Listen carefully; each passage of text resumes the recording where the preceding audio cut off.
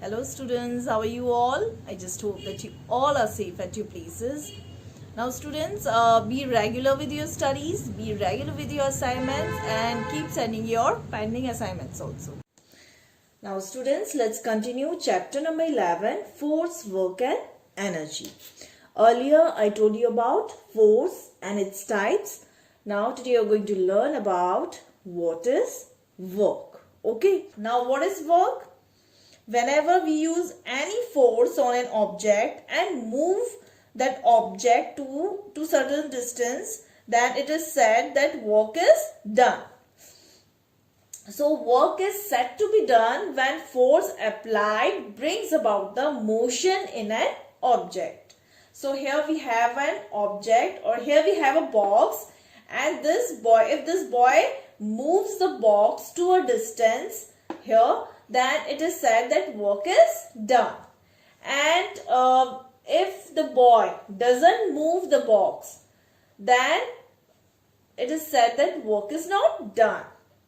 Now work is always denoted with W, force with F and distance with S. It is also denoted with D also. So work, it is always measured in joules, and joules is denoted with capital J. Force is always measured in Newton, and it is denoted with capital N. And distance is always measured in meters with small m.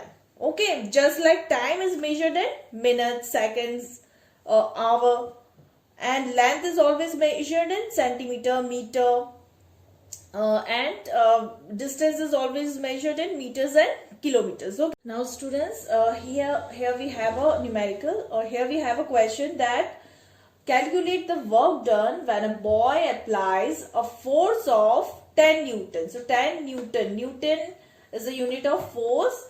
So here boy applies a force of 10 Newton on an almirah. Okay, and the almirah moves at a distance of 8 meters. Okay, so the distance is 8 meters, force is 10 Newton. So work done will be, the formula to find out work done is work is equal to force into distance. Force here is 10 Newton and distance is 8 meter. So we are going to multiply them. So work is equal to 10 Newton into 8 meters. That means 80 joule. Joule is the unit of work. Okay, so answer is 80 joule. 10 into 8 is 80. So the answer is 80 joule. The classification of work. How work they are classified. So the first one is physical work. The second one is mental work. And the third one is mechanical work. Okay, now what is physical work? When the force applied moves the body, or we can say work is said to be done when the force applied on a body moves the body to a certain distance. Then we can say physical work is said to be done. Okay, so for example, moving a chair, kicking a football, or moving a cart, or moving a box, these are all examples of physical work. Now the second one is mental work. As the name suggests, mental means it is related to the learning, okay, to the mental or mind.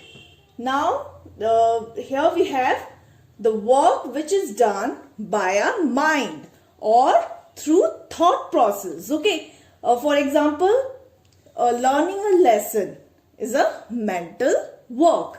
Studying, these are all mental work. Okay, so the work which is done by a mind or thought process is known as mental work. Now the third one is mechanical work. Mechanical means related to machines. So when the work is done with the help of a machine, then mechanical work is said to be done. For example, when a fan moves, then we can say that mechanical work is done. Or working of a washing machine, working of an electric motor, All these are examples of mechanical work. Okay. Now students, let's study the next topic, energy. So energy is the ability to do work. And from where do we get energy? We get energy from food that we eat. And why do we need energy? We need energy to do various activities like jumping, running, climbing, studying, etc. Now, there's a principle of energy. That means there's a fundamental truth, or there's a rule of energy, that energy can neither be created nor be destroyed, but it can be converted from one form to the other. This means that we cannot create energy and we cannot destroy it also, but it changes its form. It only changes its form. Okay, so how it changes its form? So here's the example, that the sun is the main source of energy. Okay, it is the ultimate source of energy. So the sun's energy, it is trapped by the green plants. Okay, green plants, what they do, they need sun's energy to prepare their food by the process of photosynthesis. Okay, so the energy is stored inside the leaf or inside the plant. Okay, and herbivores like goat, deer, zebra, etc., what they do, they get energy by eating these plants. So the energy now it is stored in herbivorous animals. Now carnivorous animals like tiger, lion, etc., what they do, they eat herbivores. So the energy is now transferred to the carnivores. So here you can see how energy is transferred from plants to herbivores, then to carnivores. Okay, so we can say that energy can neither be created nor be destroyed, but it can change its form.